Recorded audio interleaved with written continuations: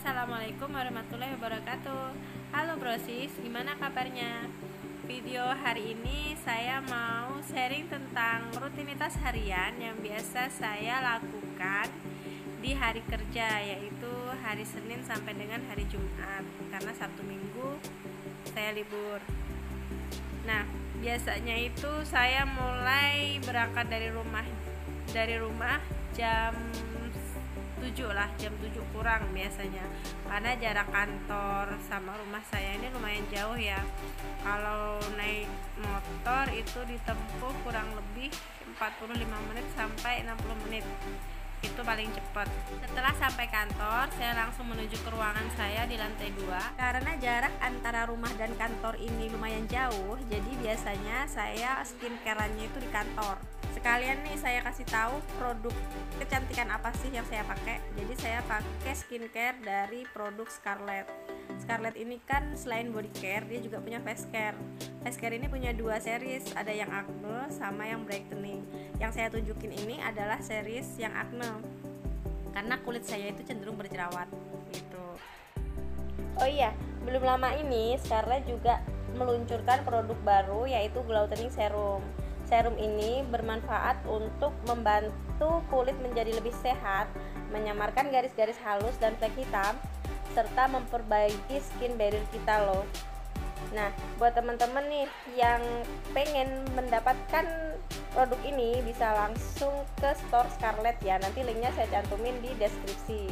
Untuk harganya per masing-masing serum ini sebesar 75.000. Terjangkau kan?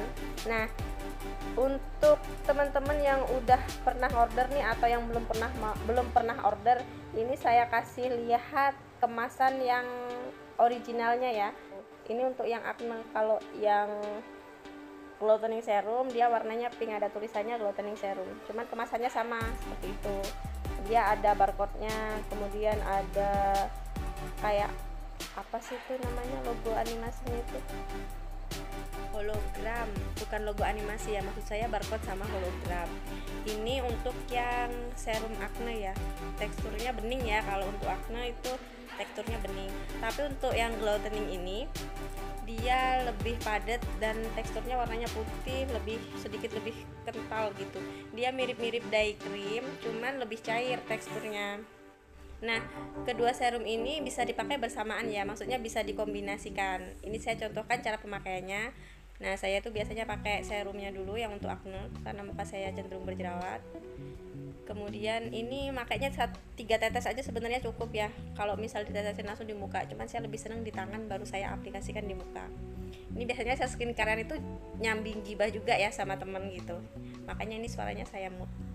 Kemudian setelah ini saya nggak tiap hari sih pakai 2 serum bersamaan. Biasanya kalau saya pakai yang acne pagi, malamnya saya pakai yang glouteningnya gitu. Ini kalau contoh pemakaian Gloutening itu seperti ini. Sama sih, tuh teksturnya jadi lebih kental ya. Mirip-mirip dye cream tapi dia lebih ringan kalau kata saya. Kalau dye cream itu kan misalnya habis kita pakai udah kayak pakai bedak ya. Kalau ini enggak, dia cuman beneran mudah banget meresap di kulit. Terus kulit kita itu rasanya jadi lebih halus, lebih ringan dan bersih aja gitu. Kalau putih pucat gitu enggak, kan ada beberapa krim yang bikin muka kita kelihatan putih pucat ya. Kalau ini enggak, dia kelihatan bersih aja kalau kita rajin makainya. Cara makainya sama. Setelah pakai serum, saya lanjut lagi dengan pemakaian dye cream. Untuk dye cream ini awet ya, maksudnya saya sebulan aja nggak habis tuh. Sebulan tuh paling cuman habis 1/4, padahal dipakainya tiap hari, karena dia emang teksturnya mudah meresap, kemudian awet. Jadi misal saya pakai dari pagi nih, siang itu kan kena wudhu. Nah, kalau kita pakai ada beberapa produk skincare tuh yang siang tuh udah kena air, ya udah luntur gitu kan, udah nggak kesisa. Kalau ini tuh bukan luntur ya, maksudnya ketika udah kena air wudhu itu di muka tetap kelihatan bersih, nggak kelihatan kusem, komedonya juga nggak ada. Nah, Saya ini kan tipe yang kalau udah pakai day cream saya biasanya nggak dilapisin pakai bedak, karena kalau pakai bedak itu kadang malah bikin komedoan kalau di saya, mungkin di teman-teman beda ya. Yang terakhir yaitu tentu saja saya pakai lip cream ini biar nggak kelihatan pucat, karena kan udah nggak pakai bedak ya, jadi perlu lip cream itu biar nggak terlihat pucat. Nah, setelah selesai skincarean, saya lanjut mulai untuk aktivitas. Saya beres-beres, kemudian pakai maskernya mulai dipakai nih. Jadi biarpun tadi udah pakai lip cream, tapi tetap aja ditutupin masker karena kan wajib pakai masker. Kita masih pandemi ya. Nah, ini saya udah siap nih untuk aktivitas. Jadi misal ada nasabah, saya pakai dari Scarlett karena wanginya enak. Ini beberapa kalau udah di posisi kayak gini tuh saya di posisi lagi scoring. Jadi keseharian saya itu rata-rata ya kayak gini, input data. Scoring itu apa sih? Jadi kalau ada nih sedikit saya gambarin tentang kerjaan saya ya. Ini saya lagi input data pengajuan kredit dari nasabah atau debitur. Nah, di tahap ini tugas saya itu memverifikasi data dan menganalisa apakah nasabah ini pengajuannya layak disetujuin sesuai kemauan nasabah apa enggak gitu loh. Maksudnya yang di sini adalah saya cek keaslian dokumen KTP-nya, dokumen kartu keluarganya, sama buku nikah. Karena sekarang ini kan udah ngeling ya, jadi saya cek kecocokan dokumennya.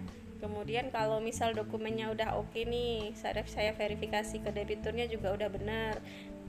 Nanti biasanya saya konfirmasi juga ke debiturnya pengajuan yang diajukan itu berapa, kemudian jaminannya itu apa. Ini cuma untuk konfirmasi ulang sih, untuk menghindari hal-hal yang tidak diinginkan, untuk sama-sama menjaga lah istilahnya. Kemudian selain itu juga saya menilai tentang menganalisa tentang kemampuan membayar nasabahnya.